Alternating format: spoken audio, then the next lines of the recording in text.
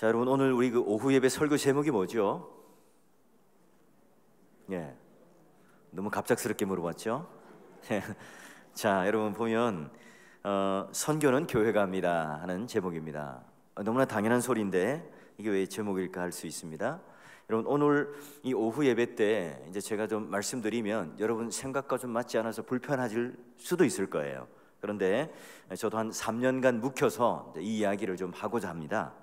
자, 오늘날 여러분, 우리 한국 교회가 파송 선교사가 2위, 3위 정도가 되죠. 자, 그런데 이게 이제 마냥 좋은 현실일까 하는 것을 보는 거예요. 선교사 숫자가 많고 선교의 헌금이 많다, 이런 걸 자부심을 가지고 한국 교회는 이만큼 선교사를 파송하고 있고 상당량의 후원금을 보내고 있다. 이제 이 자부심이 곧 우리는 제대로 선교 또는 제대로 선교의 교회를 세우고 있는가 하는 것을 한번 고민해 봐야 합니다. 이 말은요, 선교하는 교회와 선교사님들과 선교지가 올바른 관계를 맺고 있는가 하는 것을 살펴보자는 거예요. 오늘 우리가 히브리서 읽었던 이 말씀, 우리가 볼 때는 은둔자요, 우리가 볼 때는 실패자요, 또한 세상 사람들이 볼 때는 예수를 믿다가 저 변방 경계에 가 있는 그런 유리방황하는 자들의 표현이에요. 그런데 성경은, 히브리서는 이들을 믿음의 일꾼이고 세상이 감당치 못할 자라고 여기잖아요. 그런 것처럼 오늘 우리가 어디에 서 있는가에 따라서 대상을 달리 바라보고 해석을 합니다. 자, 이제는 한국 교회도 선교에 있어서 바른 원칙과 또 질서 사이에 선교사님들 또는 후원을 하여 보내는 선교의 교회가 어떻게 관계가 정립되는지를 한번 잘 이야기해야 되는데요, 그 명제, 가장 중요한 명제는 뭐냐면 이 선교는 교회가 한다 하는 겁니다. 이 말이 뭔가? 이 선교의 주체는 교회라는 거죠. 한 개인, 탁월한 능력을 가진 어떤 재능을 가진 선교사도 아니고, 또는 내가 열정과 물질을 가지고 후원해주는 한 개인을 이야기하는 것을 아니에요. 이 선교는 항상 교회를 통해서 이루어지고, 선교사는 교회의 위임을 받고 명령을 받아서 선교를 하는 겁니다. 그러니 항상 선교라고 하는 것은 교회와 선교사의 관계, 교회와 선교지의 관계가 정립되어야 합니다. 자, 그러면 이 선교는 우선요, 우리 교회가, 선교하는 교회가 건강한 신학 위에 서 있어야 합니다. 이 말은 돈과 열정만 있다고 개인이나 교회가 선교를 하게 되면 오히려 독이 됩니다. 선교를 하려면 우선 선교하는 교회가 바른 신학과 바른 양육과 그리고 그만한 신학적 실력이 있어야 선교지를 돌보고 선교사님과 관계를 맺고 그 교회가 바른 선교를 할 수 있는 교회로 세움을 받을 수 있겠죠. 우리 예전에 했던 선교 패러다임은 어떻습니까? 보면 우리가 이런 건물을 지어주고 하드웨어를 주어주고 또 이런 것들을 세웠던 이런 패러다임 속에 있었지만, 지금 그 교회가 유지되지 못해서 또는 또 현지의 목회자들이나 사람들과의 분쟁 관계 때문에 어려워지는 경우를 많이 봅니다. 여러분, 지금도 제가 선교지를 가면 이 사람들이 나와서 공항에서 환대해줘요. 왜 그럴까요? 곧바로 건축하는 그 현장들을 저를 데리고 다니세요. 그리고 춤과 찬양 등으로 발표를 하죠. 물론 그게 오늘 선교지에서 어떻게 사역하는가 잘 보여주는 것도 있겠지만, 저는요, 교회가 선교를 한다는 것은 그냥 그저 사람이 어떻게 세워지고 양육되어지는 것을 보고 그 현장 가운데 함께 협력하는 교회죠. 여기서 말하는 교회는 세워지는 건물이 아니라 예수 그리스도를 믿는 무리로서의 교회가 어떻게 세워지고 어떻게 양육되어지는가, 자, 이걸 보기 위해서는 우리 교회가 건강한 선교의 패러다임을 제시하고 또한 건강한 신학적 양육의 방향을 가지고 선교지를 바라보고 선교사님을 대해야 한다는 겁니다. 그러면 선교하는 교회와 우리 교회가 신학적 결이 같아야 되겠죠. 자, 이와 같은 신앙 고백적 공동체로 같이 견지할 때에 서로가 비전이 같고 또 사역적 계획이 맞을 거예요.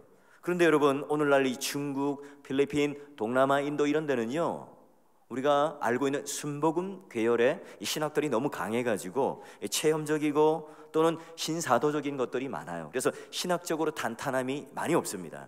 이번에도 제가 그 일로일로 쪽에 가서 조말이 우리 목사님께 물어봤어요. 교회 가장 큰 문제점, 가장 큰 어려움이 뭡니까? 저희 교회 스피커가 없고 강대상이 없고 이런 얘기를 하실 줄 알았어요. 목사님, 엊그제 한 가정이 떠났습니다.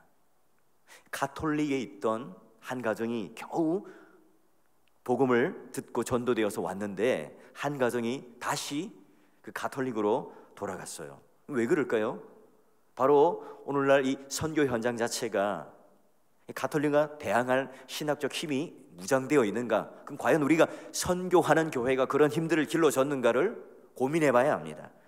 그러니 필리핀, 중국, 인도 수많은 우리 선교 사역지 가운데도 다시 한번 우리는 그들에게 신학적 힘을 견지해주고 그런 것들을 통해서 교회가 바로 서서 그런 교우들이나 또 전도된 그런 사람들이 이탈되지 않도록 묶어둘 수 있도록 또 다른 건강한 교회를 나눌 수 있도록 도와줘야 한다는 거예요. 자, 그러면 이 교회와 선교사의 관계는 어떤가? 교회가 선교를 한다는 의미가 뭘까요? 여러분, 교회와 선교사의 관계는 매우 단순하죠. 교회는 선교사님을 발굴해서 선교지로 보내야죠. 선교사는 그럼 교회가 주는 후원과 영적인 어떤 지원을 통해서 선교지에서 사역을 하겠죠? 여러분, 선교지에서 이제 현지인들에게 잘 리더십을 이양해주고 자립할 수 있도록 하려면 어떻게 될까요? 교회가 책임을 져야죠.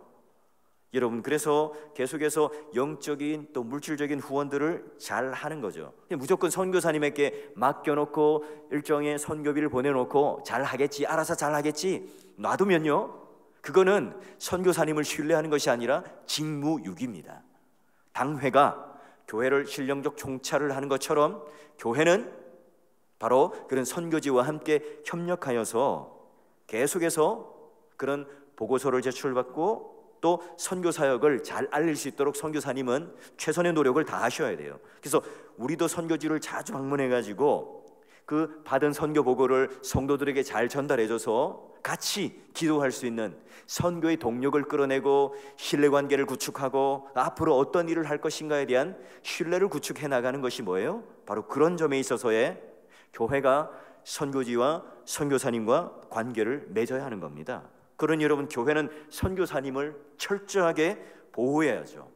영적인 부분, 재정적인 부분, 신학적인 부분에 대하여 선교사님을 잘 감독하고 지도하고 세워주고 보호해줘야 됩니다. 또 이 선교사님은 그런 영적인 후원과 재정을 받는 동시에 교회의 지도와 감독과 함께 협력을 하셔야 하죠. 그래서 여러분, 선교지는 내가 개인이 알아서 마음대로 해서는 안 돼요. 그런 점에서 교회가 선교를 한다는 거예요. 다시 말해서 교회는 선교사를 적당히 선정해서 후원금을 보내주고 주보에 이름 올리는 이것으로 땡 하고 끝나면 안 됩니다. 선교사는 교회로부터 후원금만 받아서 그냥 내 자신이 알아서 잘하면 되지라고 하는 생각도 결코 바람직하지 않습니다. 선교사는 교회를 의존하고 교회는 선교지와 선교사를 바라보면서 신학적, 영적, 재정적 모든 것에 대하여 후원을 해주고 보호해줘야 되겠죠. 여러분, 그러면 세 번째로는 어떤 선교사님을 보내야 할까요? 상당한 기량과 그 다음에 실력과 전력을 갖춘 사람을 보내야 되겠죠. 왜 그렇습니까? 선교 현장은요, 이 한국 그런 이 교회 현장보다 더 녹록지 않습니다. 선교사는 그 최전방에서 그 낯선 문화와 싸워야 되고 기독교를 아예 모르는 사람들과 함께 이 복음을 전해야 하는 상당한 이 저항을 받으며 살게 되는 사람입니다. 그러니까 어찌 보면 한국에 있는 목사님들보다 더 탁월한 실력들과 영성을 지녀야 이길 수 있겠죠. 여러분들, 상당수의 선교사님들 그런 능력을 가지고 투입되어서 지금도 열심히 선교 사역을 하고 있습니다. 근데 종종 선교지에는 그런 어떤 열정과 그런 어떤 자격이 없이 할 때에 선교사님들끼리 마찰 관계가 생기고요, 현지에 있는 목회자들도 한국에서 오신 이 선교사님에 대하여 영적 권위와 신학적 실력 때문에 순종하고 존경하는 것이 아니라 어차피 이 선교사님께서 한국에서 많은 후원금을 받아서 우리에게 재정적으로 나눠주니까 그런 어떤 그 물질적 관계를 맺을 수밖에 없다는 겁니다. 그러므로 선교사는요 철저한 훈련을 받고 그리고 그런 수료를 갖춘 사람이 선교를 하죠. 그러니까 교회는 아무나 사실은 선교사로 보내면 안 됩니다. 상당한 기간의 훈련을 받고 소명과 그 내적 외적 소명을 확인하고 보내야 되겠죠. 그래서 이제 선교지에 딱 보냈다면 철저하게 신뢰하고 전폭적으로 도와줄 수가 있어야 합니다. 그러니 오늘 우리 한국 안에서도 마치 이제 선교라고 하는 것이 한국의 목회가 어려우니까 선교지라도 가볼까? 여러분 이런 생각을 가지면 굉장히 위협하다는 거예요. 우리 교단의 GMS 교육을 받고 선교사가 되는 이 일도요 허입되는 일이 쉽지 않습니다. 근데 여러분 그런 열정들을 가지고 잘 훈련받은 선교사님들이 선교지에 가서 사역을 잘 할 수 있도록, 그러기에 오늘 우리 4월 교회도 우리 주파성 선교사님들이 열정, 실력 이런 것들이 남에게 뒤지지 않도록 잘 우리는 이렇게 재정적으로 안정적으로 이렇게 후원해줘야 되고요. 또 우리가 발굴한, 우리가 파송한 이 선교사님들은 그 현지에 가서 진짜 그 지도력을 가지고 영적 권위와 신학적 힘으로 현지인들을 압도하고 또 그들을 향하여 지도자로 세울 수 있는 그런 실력들이 구비될 수 있도록 우리는 도와줘야 해요.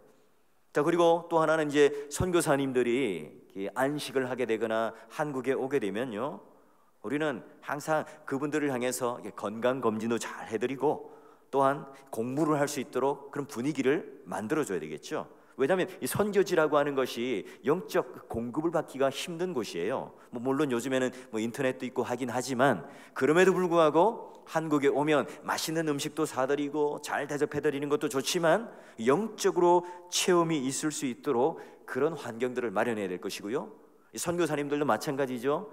그런 상황이 오게 되면 내가 딱 체계적으로 그런 영적 체험과 공부를 어떻게 할 수 있는가, 그 재충전의 기회를 서로가 가질 수 있도록 해줘야 합니다.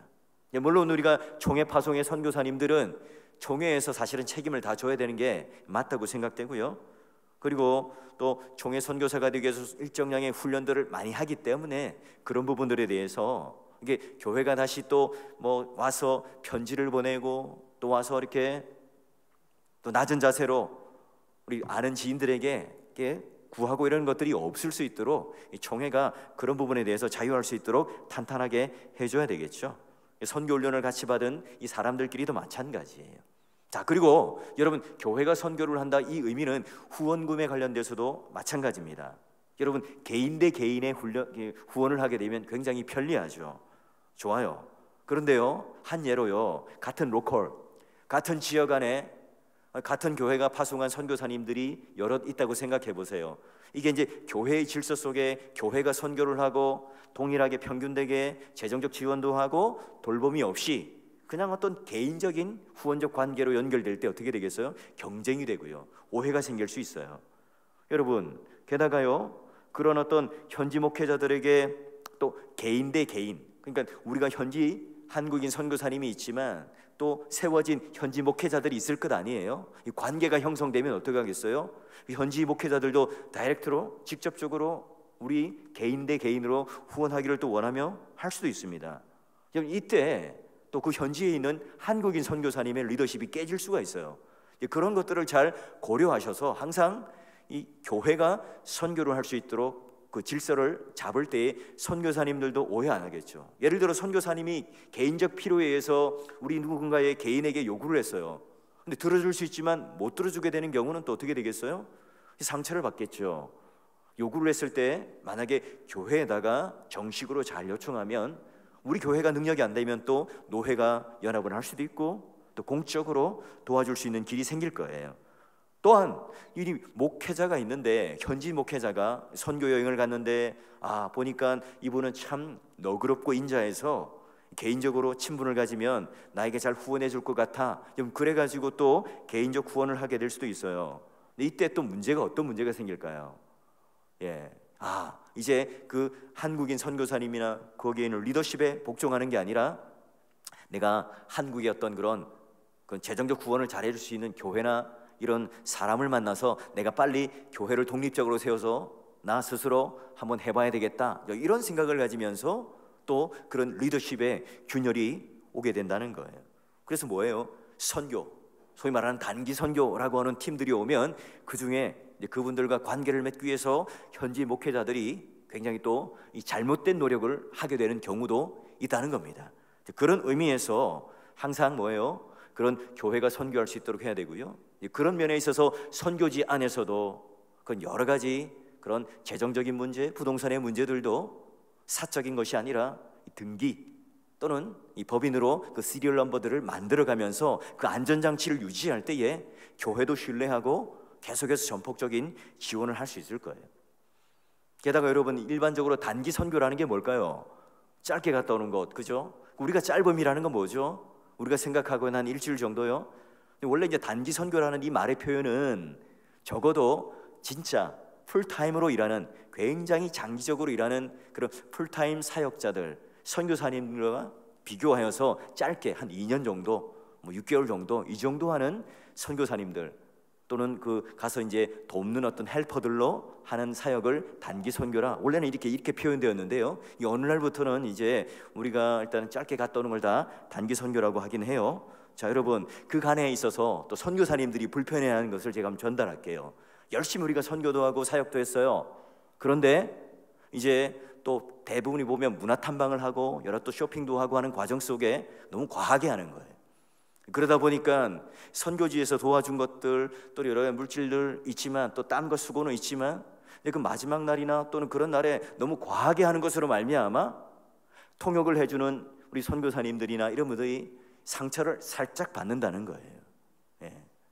그런 면에 있어서 그분들은 이런 여름 때나 겨울 때나 이런 선교팀들이 오게 되면 마치 자기들은 가이드가 된 것처럼 그런 마음에 그런 자괴감이 들 때도 있다는 겁니다. 여러분, 우리가 그러니 철저하게 교회가 선교한다 이 명제를 가지고 어떻게 하면 우리가 가지고 있는 열정들을 가지고 선교사님들이 선교지가 필요한 선교를 할 수 있을까, 이런 선한 고민들을 할 수 있을 때에 선교지가 건강해지고 선교사님이 건강해지고 또한 우리는 이제 우리의 영적 그 실력들도 갖춘 것으로 선교지에 갈 수 있겠죠. 여러분, 그런 의미로서 여러 가지가 있겠지만 교회가 선교를 한다, 선교는 교회가 한다는 의미로 이야기할 수 있습니다.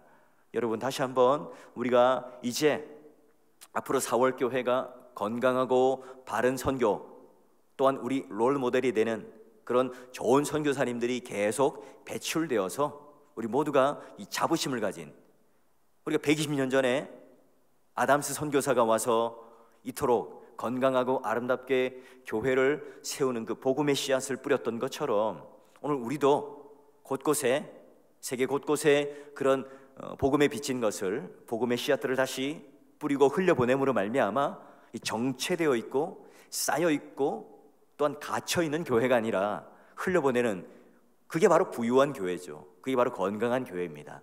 그런 의미로서 여러분, 교회가 선교할 수 있도록 우리 선교국의 여러 가지 정책들 또 선교의 방향들에 대해서 여러분 적극적으로 지지해 주시고 또 거기에 대해서 함께 기도와 또 물질과 또 몸과 땀방울로 시간으로 또 헌신해 줄 수 있기를 주의 이름으로 축원합니다.